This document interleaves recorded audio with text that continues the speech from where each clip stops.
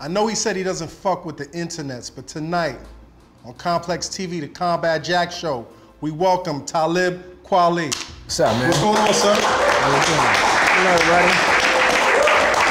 Hey, live studio audience. Yes, welcome to the Combat Jack Show. Hey, man, you know, it's an honor and a pleasure for me to finally be doing this show. Okay. Now, growing up, man, you had a lot of books in your house, man. You had a lot of smart people in your crib, man. Like your mom and your dad were heavily into education, and your younger brother as well. How did that impact on you, man? I think academics is, I look at hip hop academically, and the way I approach it has always been from an academic standpoint. And just, you know, I made a lot of book references and a lot of movie references, but a lot of book references in my lyrics. And I draw on literature for inspiration, without a doubt. So how do you make and growing up in a family that's so scholarly, how do you make that decision to go into rap? You know, hip hop is pretty nerdy. Right. You know, like. Some people will say that though. They are mistaken. Right. You know, hip hop is filled with nerds. You know, Jay-Z's hustle nerd. You know, Nas project nerd. Bun B is like Trill OG nerd. Right. You know, but all these dudes is real extra smart. Gunplay is gun nerd. Right.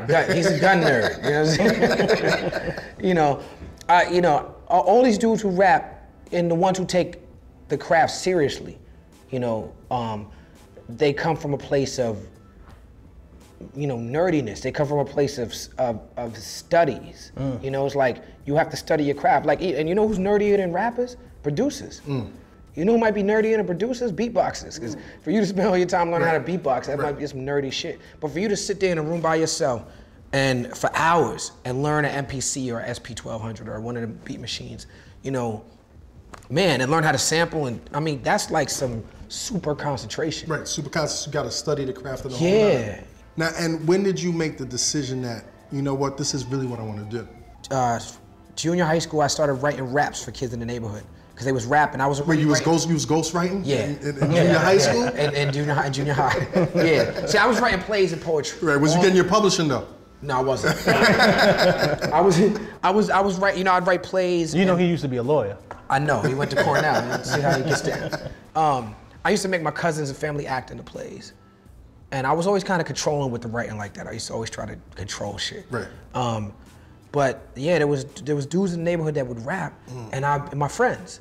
And I would write rhymes. Try this out, and I can't even remember if that was offensive or they would take it. But that happened a couple times before I was like, you know what? Develop the confidence to. Now I want to do it myself. Over the summer, I developed my confidence, and so when I got to high school, now I was ready to rhyme at the lunchroom table. Now were you step up to the lunch table? Were you battling cats, or was you just? Yeah, it was in high school. It was broken up by classes, so it was like freshmen versus. I went to Brooklyn Tech. Okay. Before I went to boarding school. Right. And I went from there to. I graduated from the lunchroom to Washington Square Park. Are there any cats that you're rubbing shoulders with that actually became established? Yeah, early when I was starting to go to Washington Square Park, there was cats who was famous in the park. Supernatural was legendary in the park, and the Alien Crew. They used to all have dreadlocks. And they used to tie their dreads together while they freestyled. And if you was whack, they would freestyle you out the park. Like freestyle at you until you so embarrassed you really. And they'd be right behind you. And they freestyling at you, walking you out the park. You know what I'm saying? So there was that, and there was Adolf the Assassin. Adolf the Assassin. He was legendary. You know, he changed the name to Aguilar. Aguilar. Don Bishop. Yeah. He was legendary. You know, and he used to just, you know. John Forte was out there. I used to be out there with John Forte. That was my best friend and rhyme partner at the time. And Mr. Man from the Bush Babies. That was really the crew. Right. How are you trying to insert yourself into the game? John Forte did a record with Funkmaster Flex. Funkmaster Flex had a song called 6 Million Ways to Die with Tech Nine. I remember that. The B-side was called The Boom Spot, after Jessica's Party.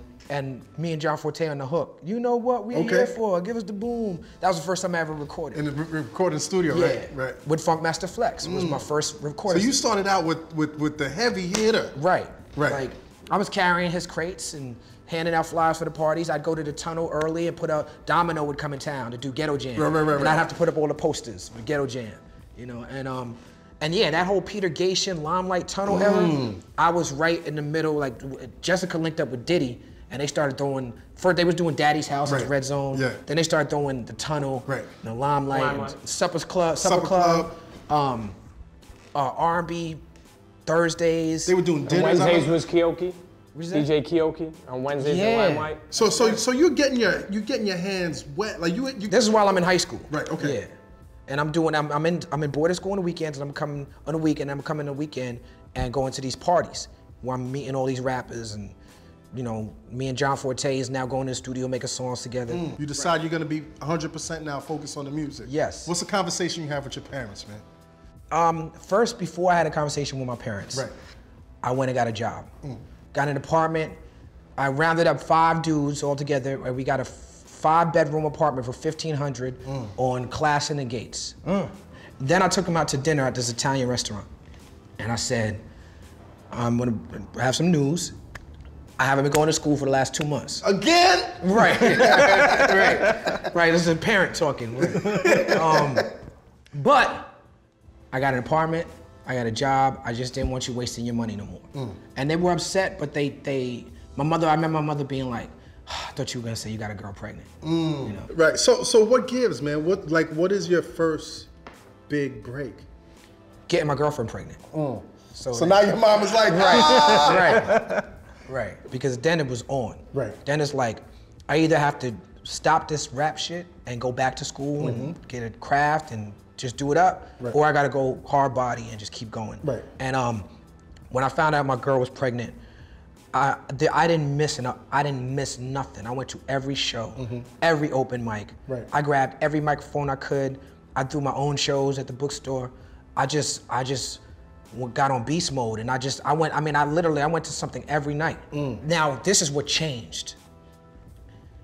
Remember my roommate was from Cincinnati. Started talking about, there's this group, Mood. You fuck with this nigga's Mood. I went out to visit Cincinnati, came back with a beat tape from High Tech. And I made a couple songs off of them, gave the songs to Danny Castro. He was like, I like this song. Let me get on Next Lyricist Lounge. So now I'm on Lyricist Lounge, but I got High Tech beats. So High Tech took the Greyhound bus, stayed at my crib. We had the DAT machine, put it up, and now I performed as Talib Kweli featuring High Tech. That made the difference. Because now the beats match what I was doing lyrically. And that show, I walked away with Q-Tip, who was my favorite MC at the time, like, yo, that was dope. To the point where the next Lyricist Lounge, 2 months later, hosted by De La Soul, they asked me to perform again. Next Lyricist Lounge, 2 months later after that, I forget, they asked me to now become a staple. Now I'm performing at every Lyricist Lounge. Get ready for combat. No escaping.